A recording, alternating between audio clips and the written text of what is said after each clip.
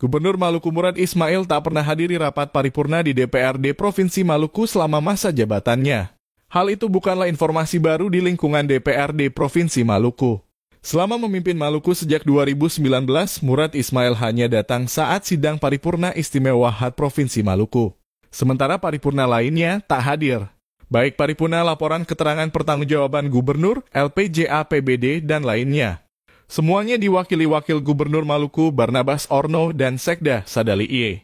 Hal inilah yang disinggung Ketua Komisi II DPRD Provinsi Maluku, Richard Rahakbau saat rapat paripurna LPJ pelaksanaan APBD Provinsi Maluku tahun anggaran 2022 di ruang paripurna DPRD Provinsi Maluku. Selasa 4/7/2023. Tidak menghadiri rapat paripurna, kita bisa menghitung dengan jari. Rapat LPJ tidak pernah satu kali pun melihat beliau dan di akhir masa jabatan beliau juga tidak hadir, ini pelanggaran, kata Rahakbau. Menurutnya, selama ini DPRD sebagai mitra pemerintah dalam bekerja selalu menghargai Gubernur Maluku, serta mendukung program-program yang dilaksanakan dan mengawasi. Namun ketidakhadirannya di akhir masa jabatan seolah tak menghargai lembaga legislatif ini. Ditambah dengan Murad Ismail sempat menyebut Ketua DPRD Provinsi Maluku tak layak jadi pemimpin hanya karena tak hadir acara penyerahan hewan kurban.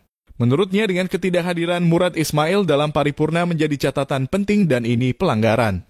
Padahal ketika dia disumpah, dia mengatakan akan setia melaksanakan tugas dan tanggung jawab untuk menyejahterakan rakyat, tetapi apa yang terjadi? Tandasnya.